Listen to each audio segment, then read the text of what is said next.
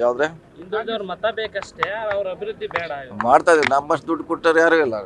ನಮ್ಮಷ್ಟು ಹಿಂದುಳಿದವ್ರಿಗಿರ್ಬೋದು, SC ST ಇರ್ಬೋದು, general ಅವ್ರಿಗೆ ನಮ್ಮ ಆಂಜನೇಯ ಸಾಹೇಬ್ ಅಂತ ಹಿಡಿದು ಇಲ್ಲಿವರೆಗೆ ನಿರಂತರವಾಗಿ ಕೊಡ್ತಾನೆ ಇದ್ದೀವಿ. ಸೊ ಅವ್ರ ಆರೋಪ ಅಷ್ಟೇ ಇರೋದು.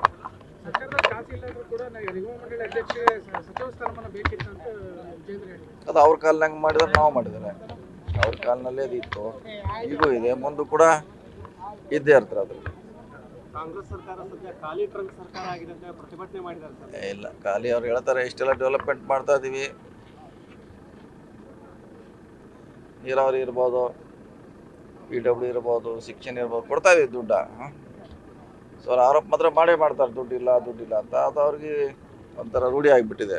ಸಿಎಂ ಅವ್ರು ಏನು ಹೇಳ್ಬೇಕಾದ್ರೆ ಅವ್ರ ಮಗನ ಕಡೆಯಿಂದ ಹೇಳ್ತೀರಂತ ಪ್ರತಾಪ್ ಸಿಂಹ ಅವ್ರೇನು ಹೇಳಿದಾರೆ? ಏನು ಹೇಳಿ?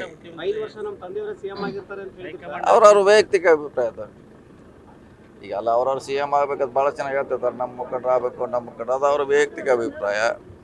ಪಕ್ಷದ ನಿರ್ಧಾರ ಇದ್ದೇ ಇರ್ತದೆ. ಮಾತಾಡಿದಾರೆ ಸರ್, ನಾವೇನು ಕದ್ದು ಮುಚ್ಚಿ ಮಾತಾಡಿಲ್ಲ, ಯಾರೇನು ಗೊಂದಲ ಮಾಡ್ಕೊಳ್ಳೋ ಅವಶ್ಯಕತೆ ಇಲ್ಲ ಅಂತ ಹೇಳಿದ್ರು. ಸೊ ಅದು ಅವ್ರ ಮಟ್ಟದಲ್ಲಿ ಇದೆ, ನಮ್ಮ ಮಟ್ಟದಲ್ಲಿ ಇಲ್ಲ. CM ಅವರು, ಹೈಕಮಾಂಡ್ ಅವ್ರ ಮಟ್ಟದಲ್ಲಿ ಇದೆ. ಅವ್ರ ಅದ್ರ ಬಗ್ಗೆ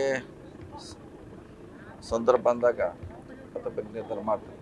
ವಿಸಿಟ್ ಮಾಡ್ತಾ ಇದ್ದಾರೆ ಸರ್, ಅಲ್ಲಿ ಕಷ್ಟ ಸುಖ ಹಂಚ್ಕೊಳ್ತೀನಿ ಹೈಕಮಾಂಡ್ ಜೊತೆ ಅಂತ ಹೇಳಿದ್ದಾರೆ. ಡೆಲ್ಲಿಗೆ ಹೋಗೋದು ಎಲ್ಲರೂ ಅದಕ್ಕೆ, ನಾವು ಹೋಗೋದು ಅದಕ್ಕೆ. ನಮ್ಮ ಕಷ್ಟ ಸುಖ ಹಂಚ್ಕೋತೀವಿ. ಯಾರ್ಯಾರ ಸಮಸ್ಯೆ ಇದೆ ಅದನ್ನ ಹಂಚ್ಕೊಳ್ಳಿಕ್ಕೆ ಇರೋದು ಹೈಕಮಾಂಡ್. ಅದೇ ನಮ್ಮದು ದೇವಸ್ಥಾನ. ಸೊ ಅಲ್ಲಿ ನಮ್ಮ ಸಮಸ್ಯೆಗಳನ್ನು ಹೇಳ್ತೀವಿ, ಅವ್ರು ಹೇಳಿರ್ಬೋದು, ನಾವು ಹೇಳ್ತೀವಿ.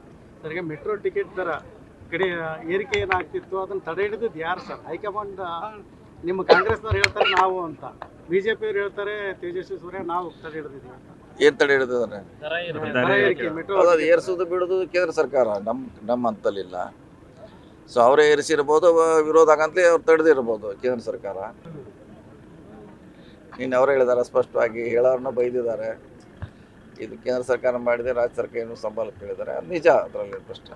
ಓಕೆ. ಭದ್ರಾ ನೀರು ವಿಚಾರವಾಗಿ ತಾಲೂಕುಗಳು ಬಂದ್ ಮಾಡ್ತಾ ಇದ್ದಾರೆ, ಕೆರೆಗಳಿಗೆ ನೀರು ಹರಿಸಬೇಕು. ಸರ್ಕಾರ ಕೂಡ ಈಗಿನ ಬಜೆಟ್ ಅಲ್ಲಿ ಇಷ್ಟು ಹಣವನ್ನು ಮೀಸಲಿಡಬೇಕಂತ ರೈತರು ಒತ್ತಾಯ ಮಾಡ್ತಾರೆ. ಅದಕ್ಕೆ ಅವಕಾಶ ಬಿದ್ದಾಗ, ಅಂದರೆ ಅದಕ್ಕೆ ಡಿಮಾಂಡ್ ಇದ್ದಾಗ ಕೊಡ್ತೀವಿ. ಒಂದೇ ಸರಿ ತೆಗೆದಿಡೋದಿಲ್ಲ, ಯಾಕಂದರೆ 5-10 ವರ್ಷ ಬೇಕು ಒಂದು ಪ್ರಾಜೆಕ್ಟ್ ಮುಗಿಲಿಕ್ಕೆ.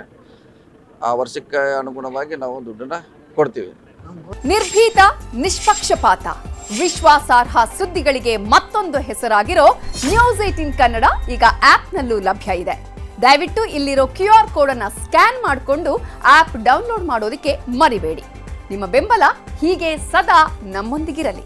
ಧನ್ಯವಾದ.